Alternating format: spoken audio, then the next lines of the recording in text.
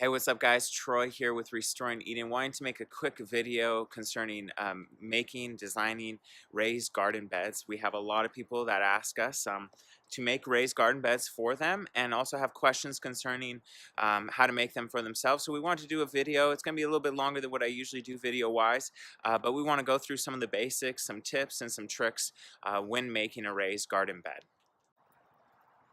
So as you can see here, we've designed a raised garden bed for a client, and she specifically wanted a bed that was a little taller than what we usually do and was going to last a really long time. So what we did for her is we're using 2x8 material, and this is called rough cut Alaskan yellow cedar. Now you can use red cedar, but we find Alaskan in theory is going to last a little bit longer, is a little bit more resistant to rotting, and it looks about the same as red cedar. But it's more readily available at a better price point. So that's what we use, Alaskan cedar. You can use red cedar. And this is, you can see here, it's about 1.75 inches in its width on this 2x8 material. Now, you can also get 2x6 material at local suppliers in the Seattle area. And this is actually going to be 2 inches thick. This is what we usually use for clients. This is rough cut Alaskan cedar.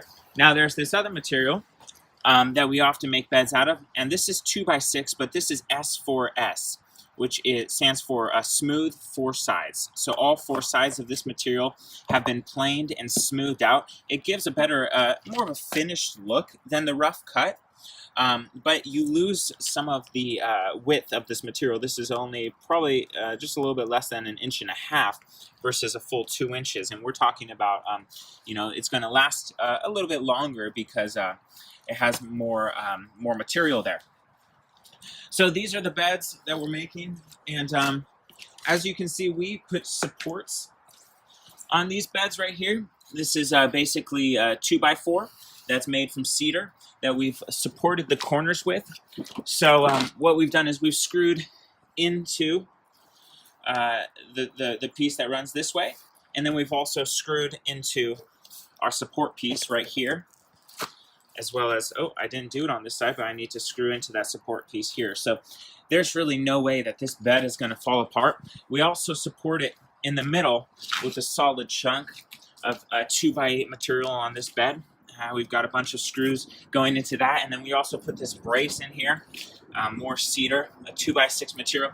This is going to keep the bed from bowing out under the pressure of the soil and the water that's going to be in this bed.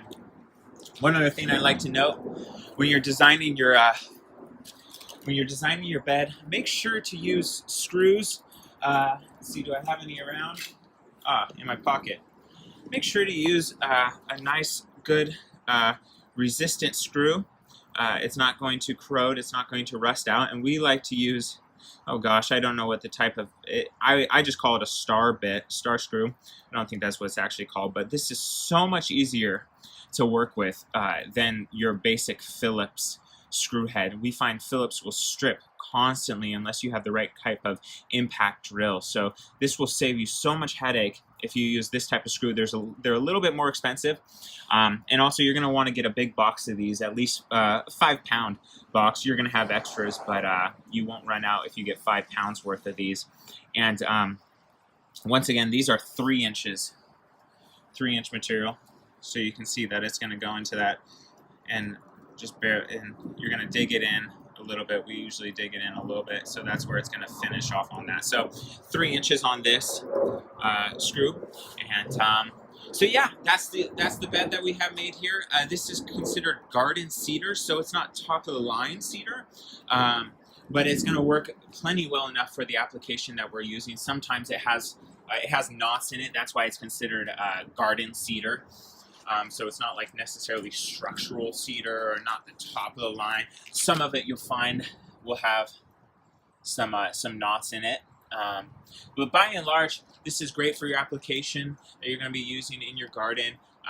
It's reasonably priced, and it's going to last a ton of time.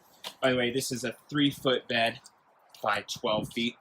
This is going to be filled with probably just under 2 cubic yards of a compost soil blend designed for raised garden beds. So, oh, and we also installed drip irrigation on these beds, which we always recommend doing. I'll have to create a video concerning drip irrigation in the future. So let me know if you have any questions. Always feel free to call us, 253-202-5587. All right, thanks, guys.